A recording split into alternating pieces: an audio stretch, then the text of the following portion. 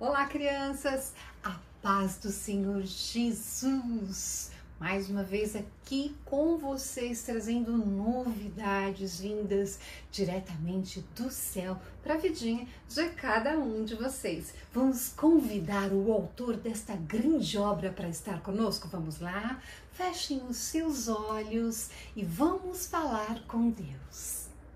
Pai, obrigada, Senhor, por mais esse dia. Obrigada, Senhor, por mais esse ensinamento. Obrigada por tanto que o Senhor tem feito por nós. Estamos aqui, Pai, aguardando a sua presença. Vem estar conosco para que nós possamos aprender contigo mais da tua palavra e da tua vontade para as nossas vidas. É o que nós lhe pedimos e já lhe agradecemos, em nome de Jesus, que tanto amamos. Amém. Crianças, neste trimestre nós estamos conhecendo detalhes sobre quem? Sobre a trajetória de José do Egito. Eis-me aqui, José do Egito. Bom, nós sabemos que José passou por grandes tribulações. Ele ganhou uma capa de seu pai, o que causou muitos ciúmes entre os irmãos. Isso queria dizer para os irmãos predileção. Os irmãos de José, por ciúmes não somente da sua capa, mas da sua bondade e obediência, colocaram José num buraco e venderam-no como escravo. José foi enviado para o Egito, vendido para Potifar, que o levou para a sua casa. José tinha uma simplicidade incomum e era muito obediente e crente em Deus. Tudo que ele fazia, ele se ia bem. Passou então a administrar a casa como se fosse o mordomo dela. Até que num certo dia, a esposa de Potifar mentiu a seu respeito. Sim, foi injusto a ida de José para a prisão, mas Deus tinha grandes planos para ele. Na prisão, José continuou firme e confiante em Deus e nos projetos dele para a sua vida. Tudo o que José fazia era abençoado. E o carcereiro colocou José como responsável, como seu ajudante na prisão. A vida de José era uma vida de servidão. Mesmo na cadeia, ele era abençoado por Deus. Na prisão, entraram dois homens e José, com a ajuda de Deus, interpretou o sonho desses homens. Aconteceu exatamente como ele havia falado. Quando um deles saiu, pediu que ele se lembrasse dele quando estivesse na presença de Faraó. O que aconteceu? Ele se esqueceu. Este homem não se esqueceu assim à toa, não. Era plano de Deus para a vida de José. Passados 2 anos, o faraó teve sonhos e ninguém conseguia interpretar. E este homem, o copeiro, lembrou de José e falou para Faraó, que mandou buscá-lo. José, com a ajuda de Deus, interpretou os sonhos do faraó. E ele não só interpretou, ele disse ao faraó o que ele deveria fazer. Neste momento, o faraó percebeu que, se eles teriam 7 anos de fartura e 7 anos de fome, e que José já tinha dado todas as dicas, a melhor pessoa para administrar isso era quem? José. E isso, crianças, era parte dos planos de Deus para a vida de José, para tudo que Deus tinha reservado para ele. José ganhou um anel carimbo, conhecido como anel sinete. Este era um anel real, passou a ser governador. A história de hoje, ela vai nos ensinar sobre sentimentos. Sim, o amor e o perdão, virtudes que todo cristão deve ter. Vocês sabiam que perdão é um mandamento? É, crianças, isso mesmo. Perdoar é expressar amor. Amor ao próximo e amor a Deus. A nossa Bíblia fala sobre perdão mais de 100 vezes, sabiam? Vejam vocês, o nosso versículo especial de hoje, que está aqui no livro de Efésios 4:32, e ele diz assim: sejam bons e atenciosos uns para com os outros e perdoem uns aos outros. Repitam comigo aqui. No 3, vamos lá. 1, 2, 3 e sejam bons e atenciosos uns para com os outros e perdoem uns aos outros. Efésios 4:32. Perdoar é muito importante, crianças, e é necessário. Vamos para a nossa história? José se tornou então governador do Egito. Era ele quem administrava todas as questões. Os celeiros estavam cheios, mas lá em Canaã havia fome. Era a época dos 7 anos de fome. Os irmãos de José, eles já haviam ido para o Egito uma vez. E chegou a hora deles retornarem para comprar mais alimento. E lá chegando, já havia uma ordem de José para que eles fossem levados à sua casa. Quando eles o viram, eles se curvaram diante dele. Vocês se lembram, crianças, do primeiro sonho de José? Ali ele estava se realizando. Uau! A promessa de Deus se cumpriu. E é claro, os irmãos de José, eles não chegaram de mãos abanando, não. Eles levaram para ele presentes. E, conversando com ele, José perguntou sobre o seu pai e se emocionou ao ver o seu irmão mais novo, Benjamim.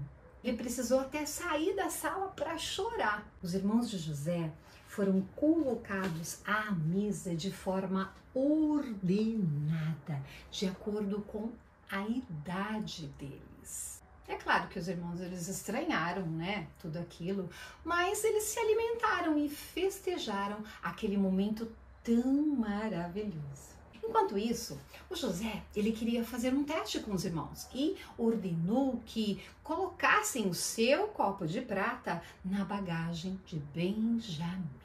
Quando seus irmãos, eles estavam fora da cidade, José mandou seus administradores o alcançarem e os acusarem de roubo. Sim, eles foram acusados de roubo, mas se defenderam, crianças. Porém, ao revistarem a bagagem de Benjamim, eis que dentro do saco havia o quê? A taça de prata que José havia falado. Todos voltaram para a cidade, muito tristes e preocupados. Quando eles chegaram na casa de José, mais uma vez eles se ajoelharam diante dele. Eles contaram toda a sua história. Só não contaram a respeito do que tinham feito com José. Um dos irmãos de José se ofereceu para ser punido no lugar de Benjamim. Ele disse: eu serei o seu escravo. E José ouviu a tudo em completo silêncio, crianças. E muito emocionado. Todas as vezes que eles se aproximavam de José, eles baixavam o rosto para o chão, assim como no sonho de José. E passou um filme na cabeça de José, crianças. Ele começou a pensar em tudo o que tinha acontecido com ele. E ele, sem controlar as suas emoções, ele deu um grito, mas tão forte, ele pediu que os empregados saíssem da sala e ele começou a chorar descontroladamente e bem alto. E nesse instante, crianças, José anuncia: eu sou José. Meu pai ainda está vivo? Crianças, os irmãos de José, eles ficaram tão espantados. José os abraçou, os beijou cada um deles. Vocês perceberam? Ele os perdoou verdadeiramente e totalmente nesse momento. Ele entendeu o trabalhar de Deus na vida dele. Durante o momento que ele pensava em tudo que aconteceu na sua vida, ele foi grato a Deus, ele agradeceu a Deus. Se Deus não tivesse permitido que tudo isso acontecesse na vida de José, ele não estaria onde estava para administrar tudo, para ser governador do Egito e para que não houvesse morte por fome. Crianças, Deus, ele tem os seus meios de garantir que os seus propósitos, ou seja, os propósitos dele, se cumpram em nossas vidas.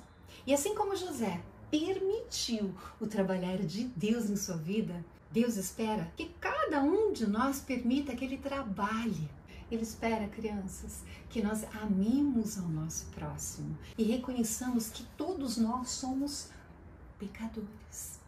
E por isso, nós cometemos erros e precisamos do perdão um do outro.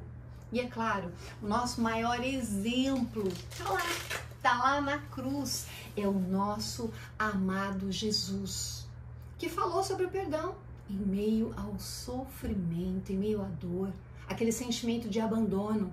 Jesus, ele nos perdoou e ele é o nosso maior testemunho de perdão.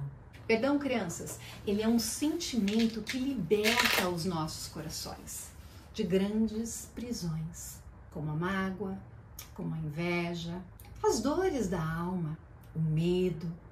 Jesus tem o poder de nos libertar, de nos livrar de tudo que nos afasta dele. Ele tem o poder de consertar tudo.